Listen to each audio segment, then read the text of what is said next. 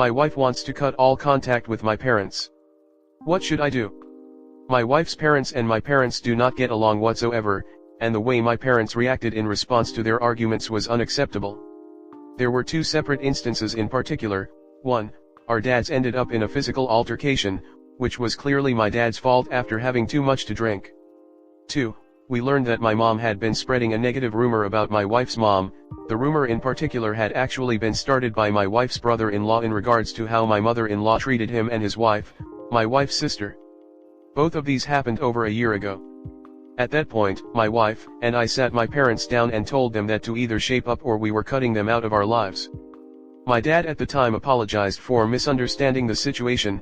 He says he thought my wife's dad was going to hit my mom. Again, he was drunk, and my mom feigned ignorance, said she thought the rumor was common knowledge since it came from my wife's brother-in-law, but apologized for spreading it and said she wouldn't spread rumors again.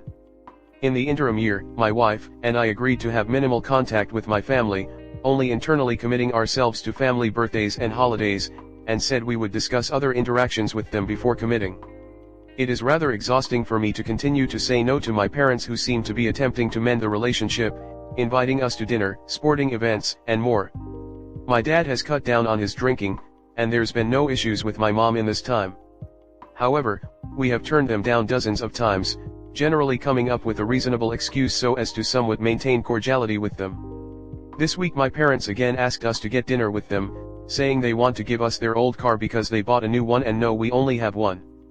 When I brought this up to my wife, she has now moved to the position that she has tried to move past the incidents from a year ago but can't, and wants to cut things off completely with them. I would have understood this opinion more a year ago at the time of my parents' fuck UPS, but we agreed to maintain somewhat of cordiality with them because they're my parents, and they have attempted to be better. I'm really unsure how to handle this request from my wife, as I would be sad to lose contact with my parents. How should I handle this situation? Comment. I believe the best compromise would be that you keep having the relationship with your family, and she can continue to have her distance with them. You shouldn't be obligated to stay away from your family because she hasn't gotten past her feelings. They're your parents, and as you said, they've improved their ways. She's also not obligated to forgive them. You clearly stood up for your wife and her family. That's a good thing. They've stopped their craziness. She should be okay with you continuing your relationship with your parents. I don't see why you have to choose between them. The situation as is now doesn't warrant it. I totally respect and understand that you want no contact with my parents.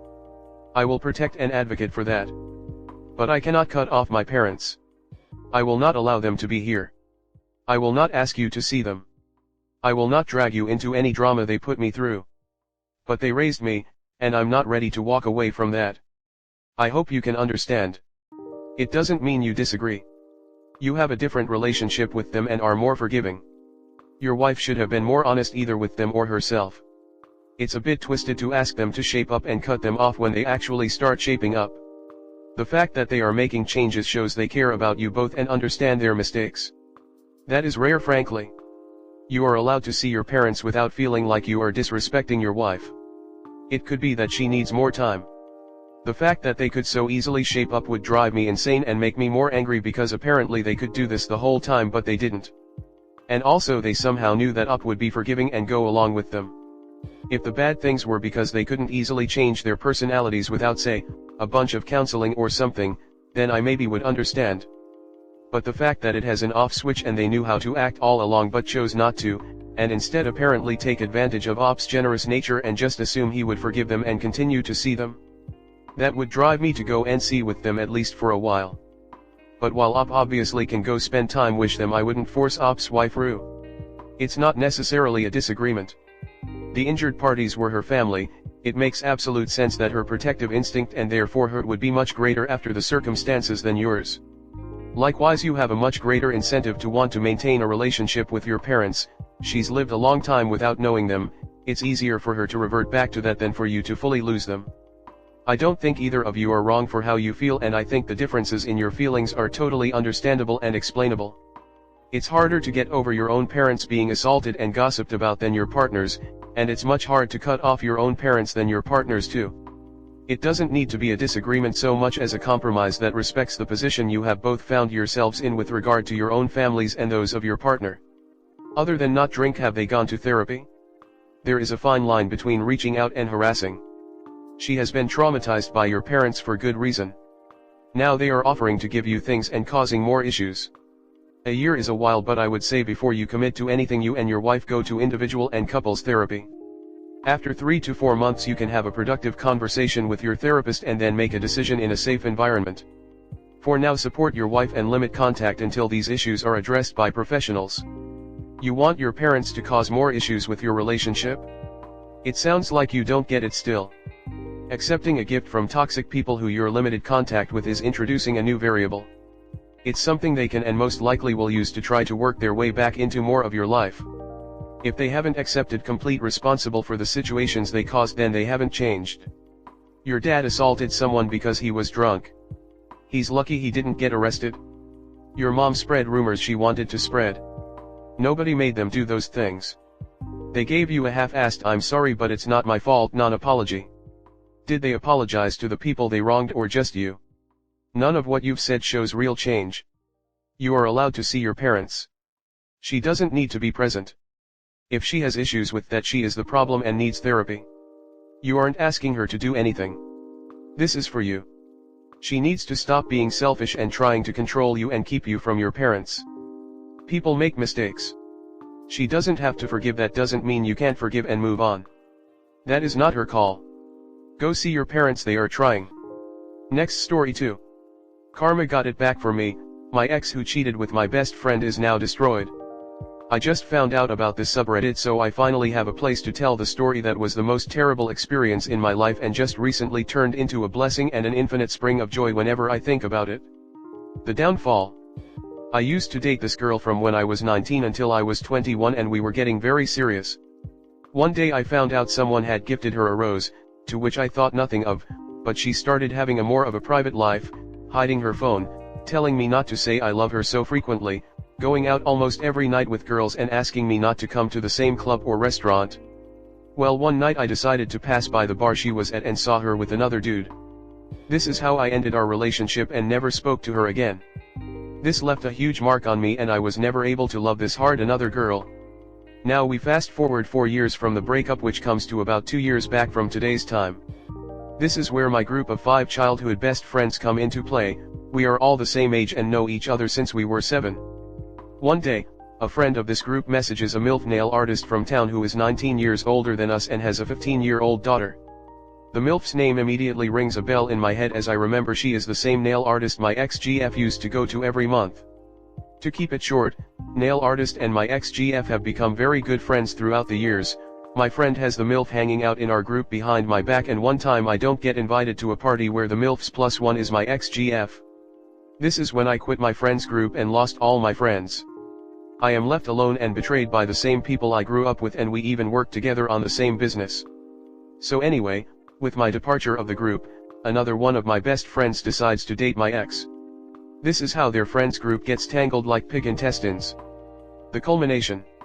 And we now come to present time. During all those years, my mother stays a very good friend with the mother of the friend who started dating the MILF. This is how I got all my info on what happened further in their little shit group throughout this time. Turns out my friend got married to the MILF 6 months ago. He is 27 and she is 46.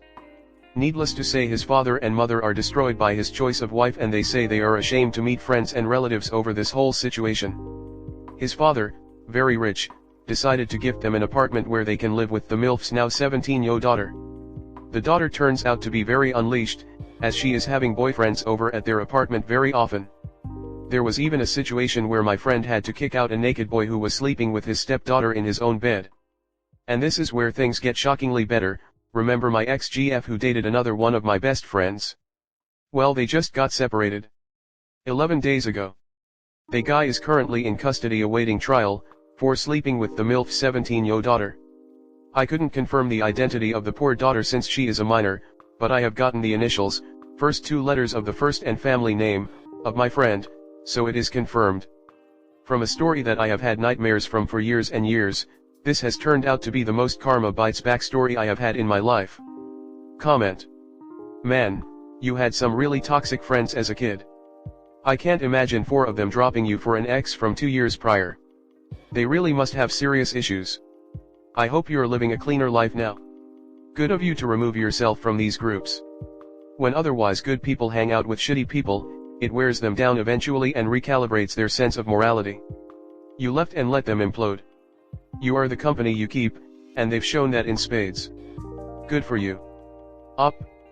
You have made the day/month of everyone who has ever waited for karma to ring its bell of justice above the heads of those who have brought them grief and misfortune. My hat's off to you, and I encourage you to update us on any and all new developments. A story like this tells me, there is a God. Okay. I am failing to understand the karma on her part. She married a rich man whose daughter is unruly. The one she cheated on you with is in police custody. I'm sorry, but how do you with a straight face think that's karma for her? She got married to a wealthy man who can afford anything, and yes, his daughter has problems. Your old ex-best friend is in jail. His daughter will be in college soon. So, high up karma doesn't choose, it comes to all shitty people that deserve it. This time it was your former group of best friends' turn. Let me see if I understand correctly. Your ex-friend who called the MILF 2 years ago is the same one she married, right? Also, your ex-best friend who hooked up with your ex-girlfriend 2 years ago when you left that POS group, was he the one who slept with the MILF's daughter? Correct. And that's why he broke up with your ex-girlfriend 11 days ago, and he is also in custody awaiting trial for sleeping with a minor, who turns out to be the daughter of the MILF and stepdaughter of your ex-friend. Correct. What a shitty group of POS they are. You took the right decision of leaving them, and what happened to the other 2 ex-friends that was part of that group? By the way, you should say ex before saying friend or best friend, because that is what they are, apart from being traitors. Also, you did well to leave that group. Well, up now you know how karma feels when hit someone that deserves it.